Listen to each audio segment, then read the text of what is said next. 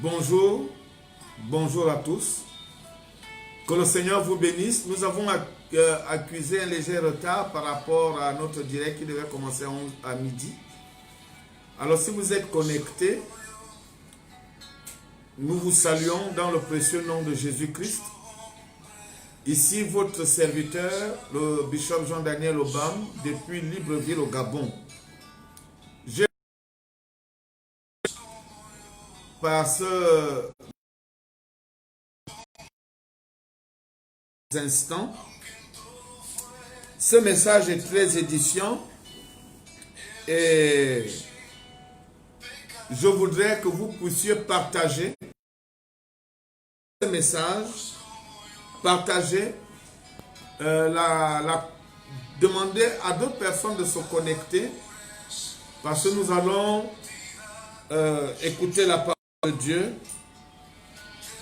Je vous laisse le temps que vous puissiez partager encore. Que Dieu vous bénisse. Nous attendons que vous soyez nombreux à vous connecter. Que vous soyez nombreux à vous connecter pour cette parole que nous allons écouter. Je vous donne déjà le thème, le mystère de l'offrande. N'ayez pas peur. Je sais qu'en ce moment, l'offrande est très fustigée en milieu ecclésiastique.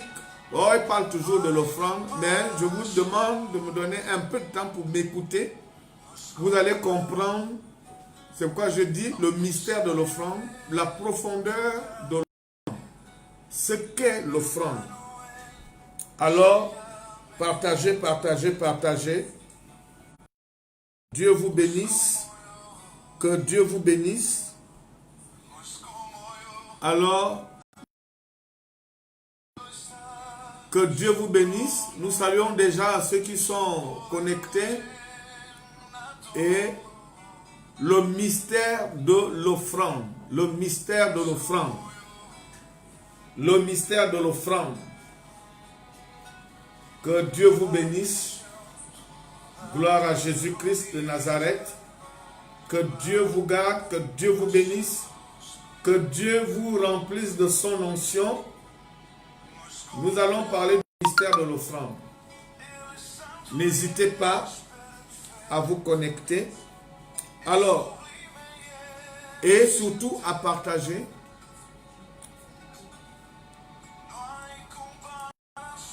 C'est vrai, il est incomparable.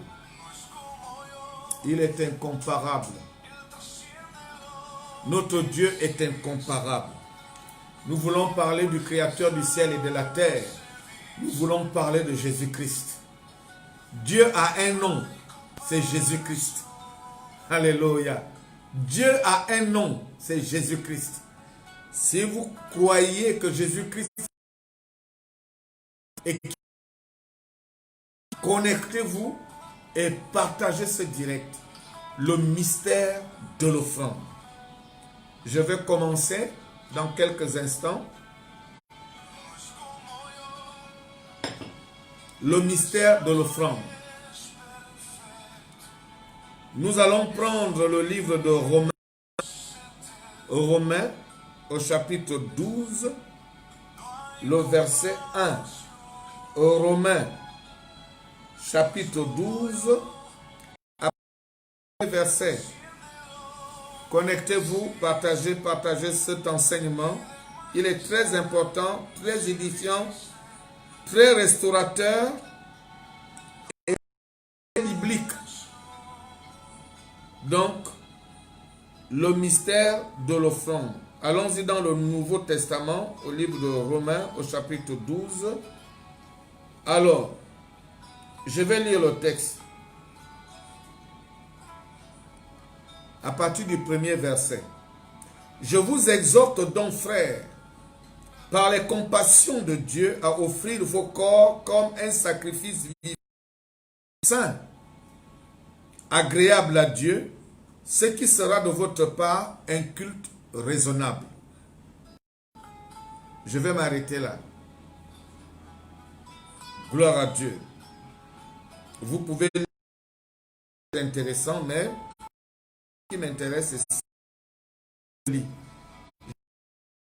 frère, par les compassions de Dieu, à offrir vos corps comme un sacrifice vivant, saint, agréable à Dieu, ce qui sera de votre un culte raisonnable. Alléluia. Partagez cet enseignement. Si nous allons démarrer, nous allons nager sur le...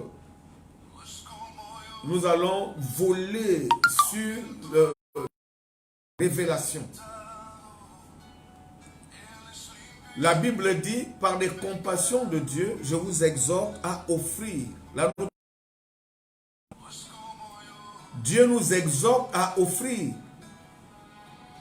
Donc l'offrande fait partie des principes de Dieu.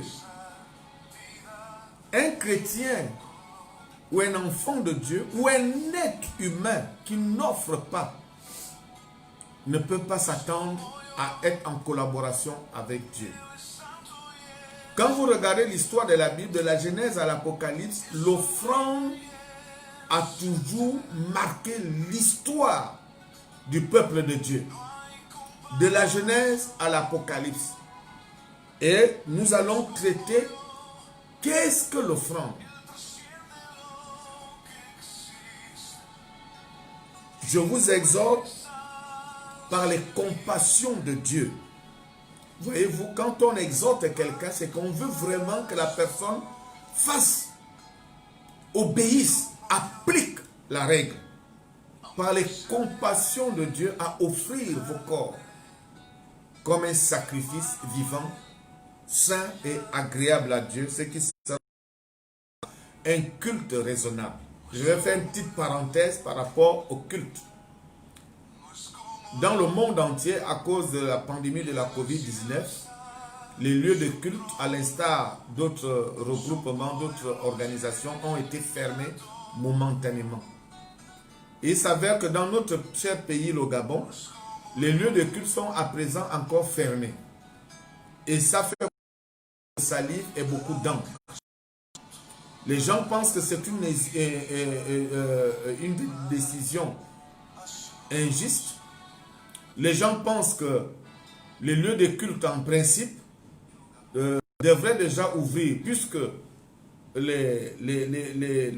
par exemple, les transports publics ont repris. Certaines organisations, les entreprises, les commerces ont repris, les marchés même ont été ouverts. Les pasteurs pensent, à juste titre d'ailleurs, que le lieu de culte devrait être ouvert. Cependant, le gouvernement, et je disais que ça fait couler beaucoup d'encre et beaucoup de salive, parce que les gens pensent que c'est une décision injuste.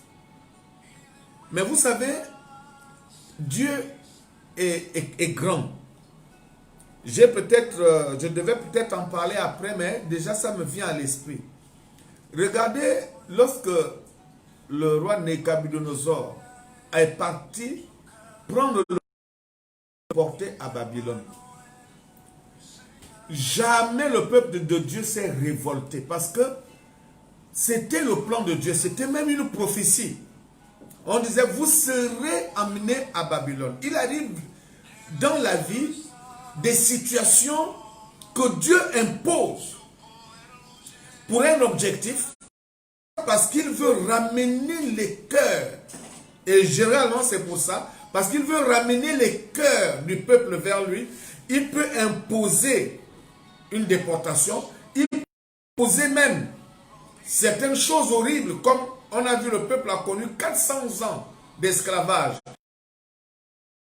Et tes descendants seront esclaves, parce que Dieu voulait créer lui. Et il fallait passer par cette structure-là. Donc lorsque Dieu veut faire quelque chose de nouveau, nous réclamons par exemple au Gabon et dans le monde, un nouveau monde. Le monde veut voir le réveil. Mais croyez-moi, avant le réveil, il y a des grands mouvements, des grandes révolutions, si vous utilisez ce mot, qui permettent à ce qu'il y ait un grand réveil. Quand vous lisez Isaïe 58, vous allez voir, il dit ce jour de jeûne doit être un jour où l'homme humilie son âme. Et quand vous allez dans Joël chapitre 2, vous voyez que prépare les fusions du Saint-Esprit, il parle avant. Les chrétiens n'aiment plus le deuil. Aujourd'hui, nous avons cet évangile qui ne parle que du positif. Du positif, ce n'est pas mauvais.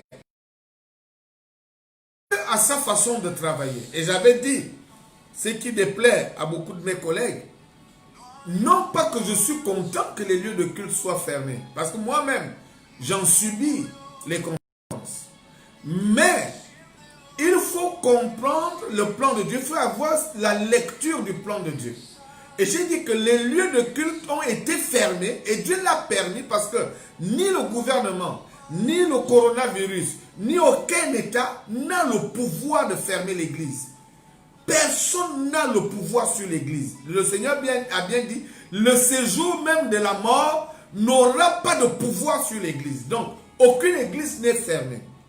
Mais moi, je crois que les déviations, les déviations, oui, c'est ça, l'abandon de la foi, l'abandon de la consécration, et la légèreté à faire le ministère peut amener Dieu à envoyer de tels mots de manière à ce que le peuple de Dieu se réveille. Les pasteurs ne doivent pas seulement voir l'ouverture du lieu de culte, mais il faut que les pasteurs voient qu'est-ce que Dieu veut nous enseigner. Pendant ce temps-là, on aurait dû profiter pour mieux connaître Dieu. Et j'ai dit que les cultes ont été fermés parce que Dieu veut que les églises s'ouvrent à nouveau. Il veut que le mystère de l'église s'ouvre à nouveau, qu'on comprenne qu'est-ce que l'église. Pourquoi sur terre. C'est pourquoi j'ai choisi ce message, le mystère de l'offrande. Et si l'apôtre Paul exhorte, je vous exhorte par les compassions de Dieu à offrir vos corps. Donc, le plan de Dieu, le service de Dieu commence par une offrande. Pas seulement l'offrande telle qu'on l'entend, l'argent, etc., les biens, mais c'est d'abord l'offrande du corps. Et je vais parler tout à l'heure. L'offrande du corps. Dieu veut qu'on offre l'offrande du corps. C'est mon premier point. Parlons de l'offrande du corps. L'offrande du corps en petit tas. Je parlerai de l'adoration d'abord. Vous savez qu'un bon chrétien, un véritable enfant de Dieu, doit être un adorateur. Que tu sois pasteur, prophète, évangéliste, docteur, apôtre, chef de groupe, membre de la sécurité, quelle que soit ta responsabilité, la première responsabilité, c'est la responsabilité chrétienne. Ce n'est pas d'abord la responsabilité du don que tu as. C'est la responsabilité du fait que tu sois un enfant de Dieu. Le peuple a quitté l'Égypte pour aller dans le désert adorer Dieu. Donc nous devrions être tous des adorateurs. Un enfant de Dieu est un adorateur. L'adoration, c'est un principe qui nous permet d'être en connexion avec Dieu. Alors, l'adoration est une expression profonde de dévotion en tout lieu et en tout temps. Je précise bien, en tout lieu et en tout temps. Parce qu'il y a des gens qui passent tout leur temps à la maison, toute la semaine. Ils n'adorent pas Dieu, ils attendent le culte. Et il y a des cultes qui ont du mal à démarrer parce que les chants ne sont pas encore là. On a vu les cultes se gaspiller parce que simplement les chantres n'étaient pas présents. On a lié l'adoration à la présence des chantres. C'est vrai que les chants sont importants et ça, ils sont vraiment importants en ce qui concerne l'adoration. Mais comprenez que L'adoration ne dépend pas de la présence des chantres. L'adoration dépend de la présence des chrétiens dans la salle. Il dit, là où 2 ou 3 sont assemblés en mon nom, je suis au milieu d'eux. Et nous avons lié l'adoration au chant. On a aujourd'hui des églises qui, pendant que les chantres adorent, les gens sont assis et les observent. C'est un spectacle. L'adoration n'est pas un spectacle. Ou si c'est un spectacle, c'est un spectacle auquel tout le monde doit assister, doit participer, pour être plus précis. Tout le monde doit participer à ce spectacle. Il n'est pas question que les chantres chantent et puis on est là. Nous sommes tous des adorateurs. Les rois mages se sont déplacés objectif adorer. Et puis, où est le roi d'Égypte? Car nous sommes venus l'adorer. La présence de la royauté, du mystère de la royauté dans nos vies, c'est quand nous faisons, nous déclenchons la puissance du royaume de Dieu au milieu de nous. L'adoration appartient à la royauté. Quand tu adores, tu es membre de la cour royale de Dieu. Tu deviens un participant à la royauté. La royauté s'établit dans ta vie. Et vous savez ce que c'est la royauté. Donc, l'adoration, je le répète, c'est une offrande volontaire, une expression profonde de dévotion. Tu dois montrer à Dieu que tu lui appartiens. Je me souviens, j'étais en mission du pays, j'étais précisément en Guinée équatoriale et je prenais l'avion pour Libreville. J'étais donc à l'aéroport après le passage de police, mes formalités, et j'étais à la salle d'attente. Je devais prendre une correspondance au niveau de... Je partais de Malabo pour Bata et prendre la... Et nous étions à beaucoup de Chinois.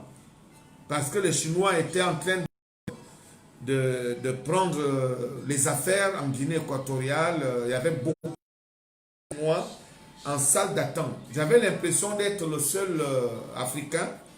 Toute la salle d'attente était vraiment jaune. Et en première... et on attendait qu'on vienne nous citer dans l'avion. Tout d'un coup, j'ai senti le besoin d'adorer Dieu. Imaginez-vous dans une salle d'attente bombée de monde, et quel monde bombé de Chinois, d'adorer Dieu. Mon esprit était tellement... Je n'avais aucun problème particulier, au contraire, tout allait bien. Mais j'avais envie de l'adorer. J'ai commencé à chanter au fond de mon cœur. Après, la voix sortait petit à petit. Et finalement,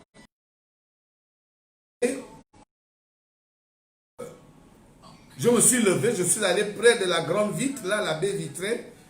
Et j'ai mis ma tête parce que je voulais mon émotion.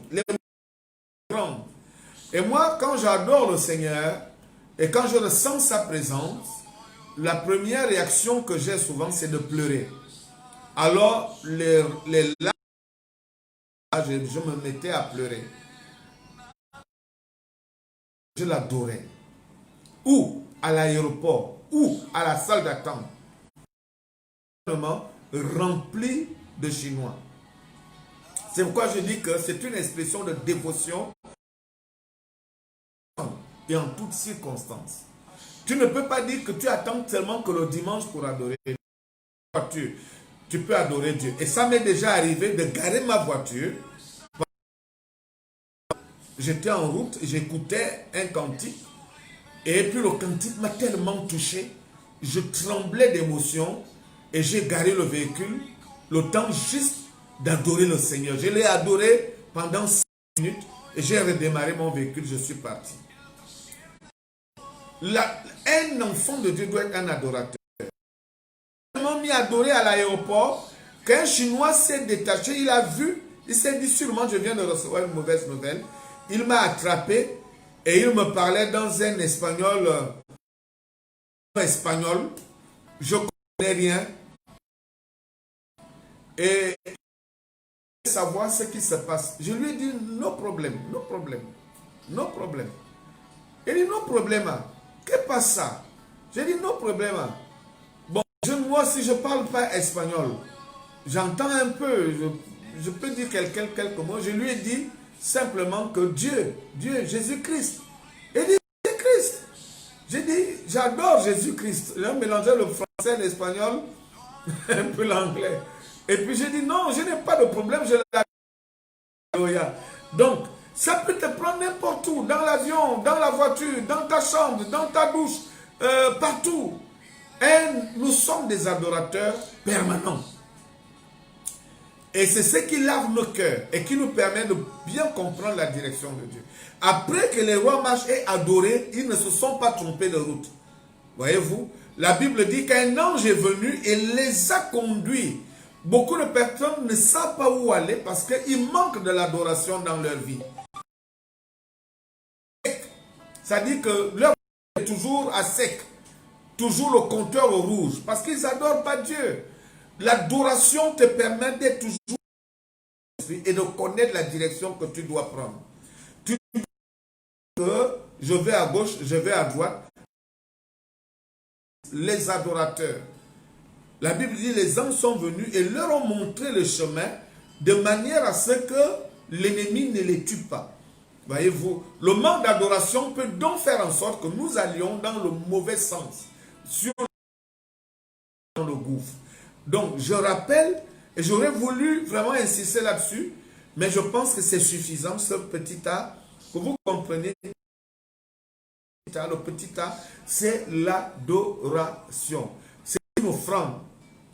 C'est une offrande. L'adoration. Vous devez adorer Dieu. Donc,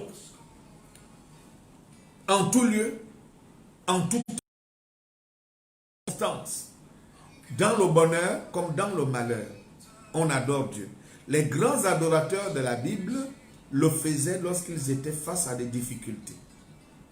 Les adorateurs n'adorent pas que quand tout va bien. On peut faire la louange, la célébration, les actions de grâce, mais quand tout va mal, on devient des adorateurs. Des adorateurs. On adore Dieu. L'adoration n'est pas seulement chanter. L'adoration peut être une exclamation, une intercession et tout ça. Je me souviens, lorsqu'en mission, nous avons perdu un enfant à cause des conditions difficiles de la mission. L'enfant n'a pas pu survivre à cause du traitement, on était livré aux moustiques, livré à la mauvaise vie, la mauvaise eau, parce qu'on était en train de fonder une mission et nous avons perdu l'enfant. J'ai fait une semaine sans parler, sans rien dire. Je ne comprenais pas comment Dieu a pu permettre une telle chose. Alors qu'est-ce que j'ai fait? Un matin vers les 5 heures, j'ai ouvert la fenêtre, j'ai regardé le ciel. Pour la première fois, là, une parole va sortir de ma bouche et je dis, oh Dieu du ciel. Et parce que je ne pouvais pas faire un jour de plus, ou une heure de plus, ou une minute de plus sans lui adresser la parole. Parce que lorsque tu es un enfant de Dieu, les paroles de ton cœur dépendent de Dieu. Les émotions que tu éprouves dépendent de Dieu. Et quand tu vis sans dépendre de Dieu, tu ne peux pas, quand tu es un adorateur, quand tu es un enfant de Dieu. Et le Seigneur m'a répondu, il m'a dit, je ne suis pas au ciel, je suis avec toi et je pleure avec toi. Maintenant, lève-toi et retourne en mission. J'avais quitté la mission, je suis revenu en famille. Et mes parents disaient tout. Oh, l'enfant est mort là-bas, c'est la sorcellerie, on a tué l'enfant et tout. Il me demande de retourner là où je vivais difficilement. C'était une décision difficile. Je me suis levé et j'ai pris ma famille et je suis reparti. Mes parents m'ont tourné le dos. Ils ont dit donc, toi-même, tu veux souffrir. Voyez-vous, c'est une forme d'adoration aussi. L'adoration, c'est de suivre Dieu, même si les temps sont difficiles. C'est une adoration. Ce n'est pas seulement chanter. On ne dit pas que les rois mages ont chanté, mais ils ont offert. Vous voyez, offrez vos corps comme un sacrifice qui appartient à Dieu. Donc lorsque tu offres ton corps, offres ta vie, c'est une adoration. Tu adores le Seigneur. Donc, le petit B, toujours dans l'offrande du corps, le mystère de l'offrande. Pour le premier point, l'offrande. Petit A, l'adoration. Petit B, la sanctification. Je vais parler de la sanctification parce que c'est une expression qui embête beaucoup les chrétiens. Les chrétiens sont beaucoup butés en ce qui concerne la sanctification. Et beaucoup même ont arrêté leur ascension spirituelle parce qu'ils ont la culpabilité à l'intérieur d'eux. Ils pensent qu'ils ne sont pas assez sanctifiés. Ils pensent qu'ils ont un problème avec Dieu. J'écoutais un prédicateur il n'y a pas longtemps et aimé l'écouter. Il disait qu'il n'y a plus de condamnation pour ceux qui sont en Jésus-Christ. Et il a dit quelque chose qui m'a beaucoup touché. Il dit que même quand tu as fait le mal, quand tu as fait quelque chose qui n'est pas bien, Dieu, lui, ne te condamne pas. Il dit, il y a des moments où nous pensons qu'à chaque mauvais pas que nous faisons, Dieu nous condamne. Il dit, Dieu ne condamne pas. Dieu ne condamne plus ses enfants. Ça ne veut pas pourtant dire que nous devons pécher. Non. Ça veut simplement dire que nous devons comprendre le message profond du salut. Quand nous sommes en Christ, nous ne sommes pas condamnés. Ça ne veut pas dire que nous devons pécher. Non. Ça veut dire que même quand nous péchons, Dieu ne nous condamne pas. Ça, c'est important à comprendre. Donc, la sanctification est bien plus que le fait de quitter certaines choses. J'ai toujours mis la sanctification en plusieurs étapes. J'ai toujours pensé qu'il y a des étapes de sanctification. Les sanctifications, il y a la sanctification primaire. C'est-à-dire que tu n'es plus fornicateur, tu n'es plus ceci, tu n'es plus voleur, tu n'es plus fumeur, tu n'es plus drogué. Ce sont des choses qu'on quitte et c'est une sanctification élémentaire. Un chrétien qui abandonne le péché, c'est élémentaire. C'est vraiment les ABC de la marche avec Dieu. C'est la chose la plus basse. Quand tu es enfant de Dieu, tu ne peux pas l'être en vivant dans le péché. Ce n'est pas possible. Donc, abandonner le péché n'est pas non plus une sanctification. Parce qu'on a pensé que la sanctification veut dire j'ai abandonné. Non, non, non. D'abord, la sanctification, c'est une mise à part. Tu es mise à part. Donc, la sanctification fait partie de l'adoration. Lorsque tu te sanctifies. Qu'est-ce que j'entends par la sanctification? La Bible dit que l'obéissance vaut mieux que le sacrifice. Abandonner la fornication, abandonner le vol, abandonner la drogue, abandonner l'alcool, abandonner la colère, abandonner les bagarres, abandonner toutes ces choses-là, c'est une forme de sacrifice, excusez-moi. C'est un sacrifice. On fait un sacrifice d'arrêter des relations obscures, d'arrêter une vie obscure. C'est un sacrifice qu'on fait. Mais ce n'est pas pour autant de la sanctification. Parce que beaucoup pensent, et j'entends souvent les enfants de Dieu parler, et la sanctification, abandonner le péché. Abandonner le péché, ce n'est pas une sanctification. C'est une partie de la sanctification. Et il faut que notre sanctification aille jusqu'à l'adoration. Et c'est quoi l'adoration? L'adoration, c'est au-delà du sacrifice. Tu quittes le sacrifice pour aller dans l'obéissance. Voilà pourquoi la Bible dit que l'obéissance vaut mieux que le sacrifice. Il n'a pas dit que le sacrifice est mauvais. Abel et Caïn, tous deux, ont fait un sacrifice. Abel a sacrifié les premiers fruits de son champ, Caïn plutôt. Abel a sacrifié les premiers-nés de son troupeau, dont nous entendons par là que Caïn était cultivateur, Abel était berger. Tous les deux ont fait le sacrifice. Mais au-delà du sacrifice, il fallait une obéissance. Abel a obéi. Et je me souviens, je crois que j'ai une émission bientôt à la télévision.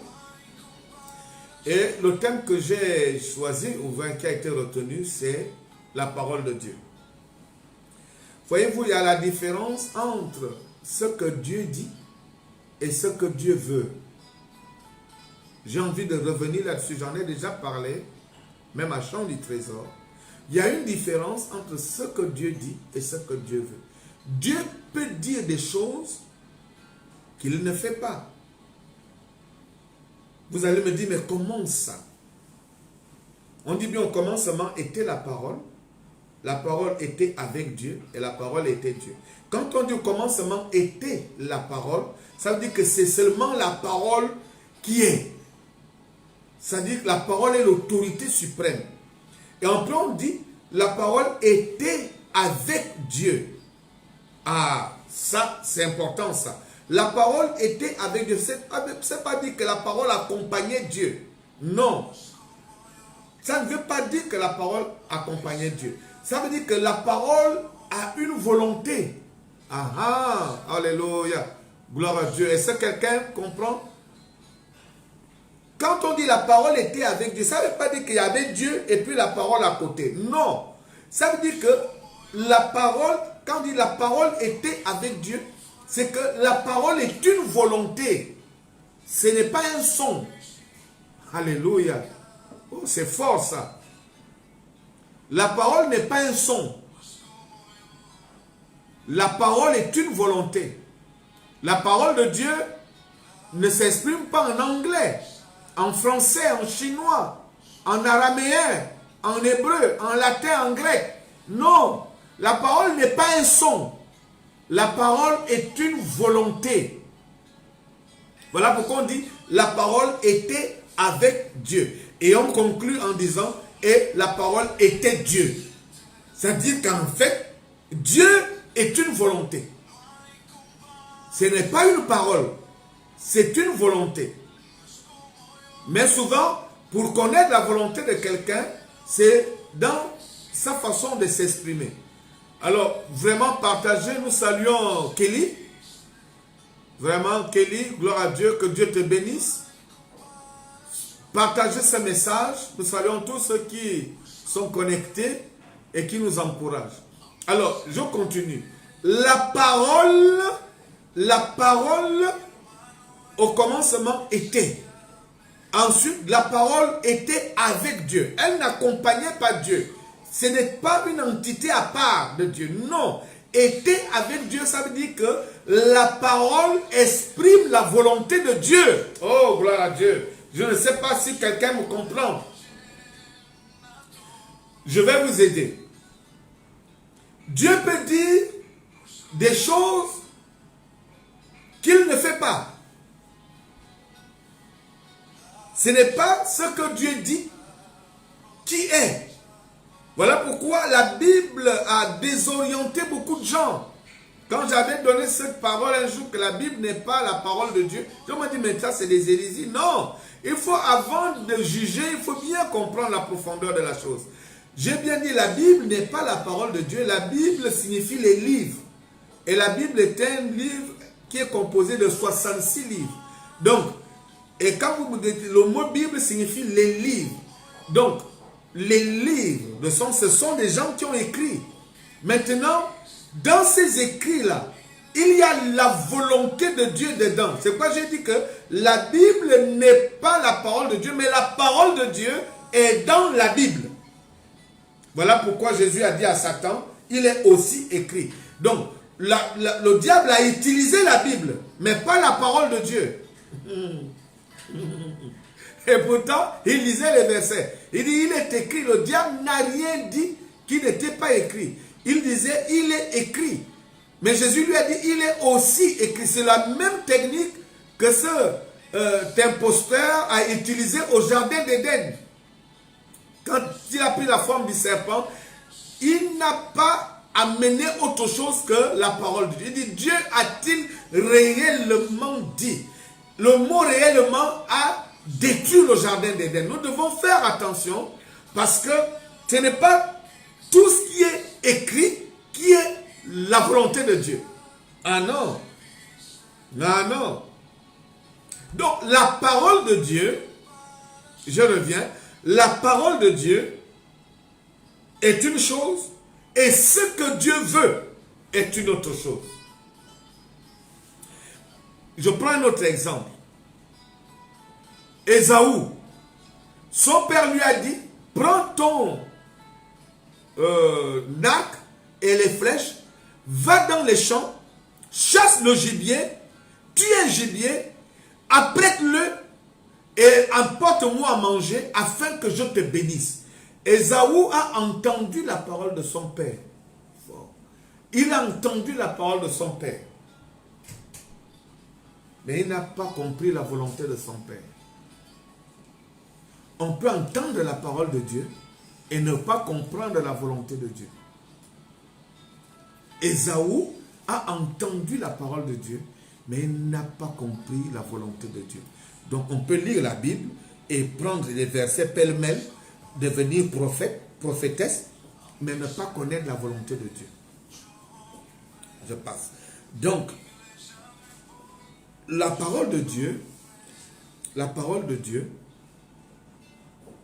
est une chose et la volonté de Dieu est une autre chose. Donc, la sanctification, je vais m'arrêter sur la sanctification et demain à la même heure, je parlerai de la suite de ces messages parce que je ne veux pas vous prendre tout le temps. Je vais aussi vous laisser le temps d'inviter d'autres personnes pour que les gens viennent et se connectent. Donc, la sanctification est bien plus que le sacrifice d'abandonner le péché, d'abandonner l'adultère, la fornication, le vol, le ceci, le cela. La sanctification est bien plus que ça. La sanctification, c'est l'obéissance à Dieu. Apprendre à aller dans la direction de Dieu. C'est ce qu'on appelle la sanctification. Pierre, la Bible dit, Jésus lui a dit, quand tu seras vieux, il dit, quand tu étais jeune, tu te saignais toi-même. Mais quand tu seras vieux, un autre te saignera et te mènera là où tu ne veux pas. C'est ça la sanctification au haut degré. C'est ça la sanctification à l'adoration. J'aurais vraiment voulu continuer, je ne sais pas, mais je veux respecter le temps. Donc, la sanctification qui va jusqu'à l'adoration, c'est quand elle dépasse le sacrifice. Ne t'appuie pas sur le sacrifice, va au-delà. J'ai un programme de prière. Les gens demandent souvent des prières spéciales, ça existe. Il arrive des moments où les gens font des offrandes d'action de grâce et puis ils envoient des offrandes pour la prière. Et moi, je leur ai instauré un système. J'ai dit que, bon, écoutez, quand je reçois ces offrandes-là, je veux que les enveloppes me parlent. Vous voyez, nous sommes surnaturels. C'est ça, l'église est surnaturelle. Il faut que les enveloppes me parlent. Vous allez dire, mais comment ça, papa? J'ai dit, mais les enveloppes parlent, l'argent parle. Une fois l'argent m'a parlé, je venais de recevoir une dîme de 500 000 francs CFA. Une dîme de 500 000 francs CFA. Environ, je pense que les 700 euros, ou les 700, 800 euros. Une dîme. J'étais très content. J'avais encore l'argent dans l'enveloppe. Vous savez, quand c'est 700 euros, en CFA, ça fait une grosse enveloppe.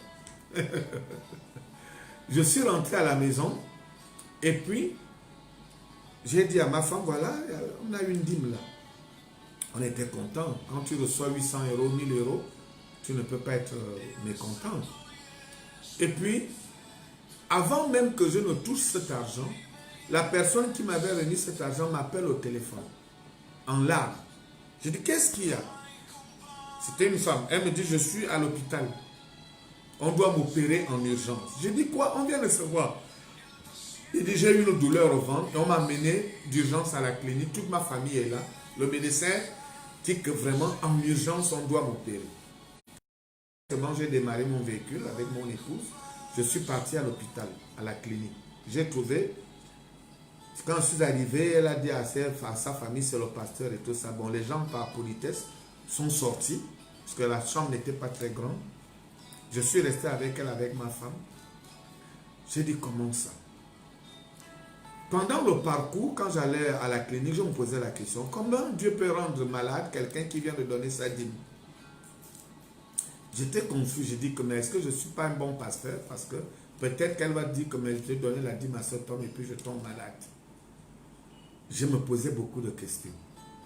C'est comme ça que j'ai dit, bon maman, on va prier.